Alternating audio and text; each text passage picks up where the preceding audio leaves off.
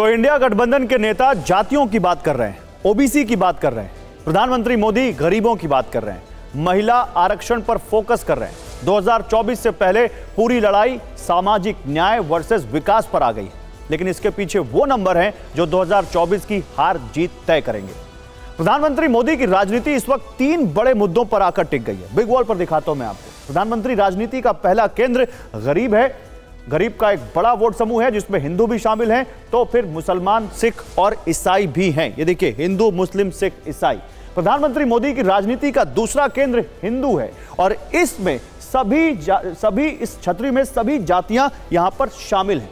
लेकिन पीएम मोदी की राजनीति का तीसरा केंद्र महिला है, जिसमें सभी धर्मों की महिलाएं शामिल हैं। तो आप देखिए कैसे यहां पर प्रधानमंत्री गरीब, सभी जातियां यानी हिंदू और महिला, इन तीनों के सहारे विपक्ष को एक बड़ा जवाब देने की कोशिश कर रहे हैं।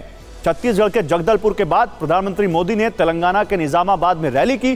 प्रधानमंत्री मोदी खुली कार में सवार होकर रैली स्थल पहुंचे। इस दौरान प्रधानमंत्री पर लगातार फूलों की बारिश हो रही थी। प्रधानमंत्री को सुनने आए लोग लगातार मोदी मोदी के नारे लगा रहे थे।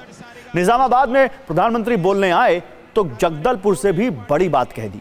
जगदलपुर में जो बात अल्पसंख्यक और बहुसंख्यक के जरिए कही गई थी, वो सियासी शब्दावली तेलंगाना में और स्पष्ट हुई।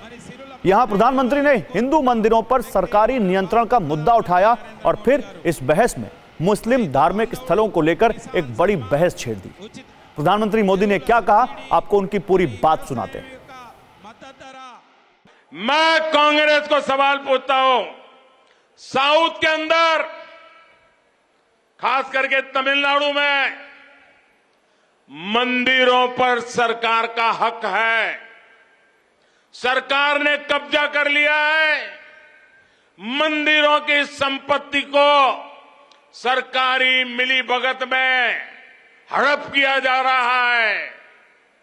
मंदिरों को तो लूटा जा रहा है, मंदिरों को तो कब्जा किया गया है, लेकिन माइनॉरिटीज के पूजा स्थल को हाथ नहीं लगाते हैं।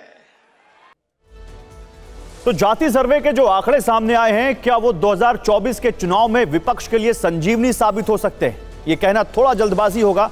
हम ऐसा इसलिए कह रहे हैं क्योंकि ओबीसी हो या अनुसूचित जातियों में बीजेपी की पैठ बढ़ी है।